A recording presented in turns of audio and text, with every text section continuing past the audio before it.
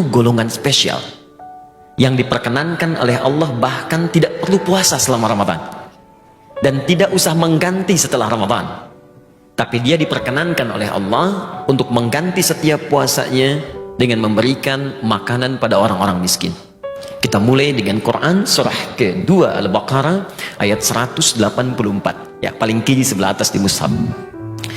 Golongan ini disebut oleh Al-Quran dengan orang-orang yang sulit berpuasa selama hidupnya. Ya, wa 'alal ladzina yutiqunahu fidyatun ta'amu miskin. Ada orang-orang yang kata Al-Quran, kalau dia puasa itu sulit. Kata tokoh seakar dengan kata yakah. Ya, kayak kerah yang terlampau sempit. Jadi kalau mau dipakai itu seakan orang yang pakai terasa tercekik. Ya, seperti orang yang mohon maaf, misal divonis secara medis tidak mungkin berpuasa, misal karena lumpuh. Ada orang yang karena koma nggak bangun-bangun.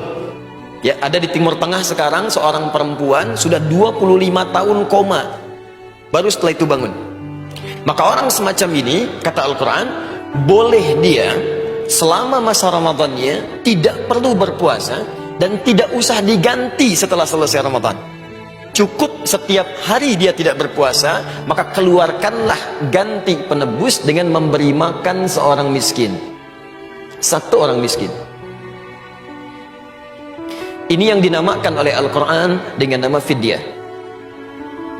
Jadi jika Anda dapati misalnya keluarga, teman, kerabat yang secara medis divonis tidak mungkin menunaikan puasa karena sifat-sifat tadi, maka berita gembiranya, kata Allah, saya sayang golongan ini. Dia harus mendapatkan pahala juga. Yang puasa dapat pahala, yang ini pun akan dapat pahala. Bagaimana caranya? Setiap hari tidak puasa, keluarkan gantinya dengan memberikan satu makanan untuk orang-orang miskin. Nah, sekarang pertanyaannya, berapa takaran fidyah yang dikeluarkan untuk satu orang miskin ini? Bagaimana bentuk yang diberikannya? Maka kata para ulama, yang pertama, fidyah yang diberikan untuk satu orang miskin ini kadarnya adalah 3 kali makan dalam sehari. Ya, kadar normal. Anda akan makan sehari 3 kali ya?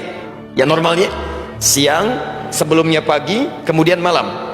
Maka yang kita berikan pada satu orang ini, awas, hati-hati, ada sementara yang tidak memahami, bayangannya berikan satu orang miskin satu makanan saja.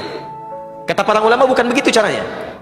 Jadi 3 kali makan berikan pada satu orang. 3 kali makan ini, yang kedua, porsinya disesuaikan dengan kadar makan Anda dalam keseharian.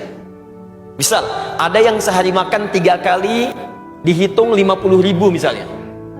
Maka berikanlah senilai 50.000 ini kepada satu orang miskin dalam bentuk makanan.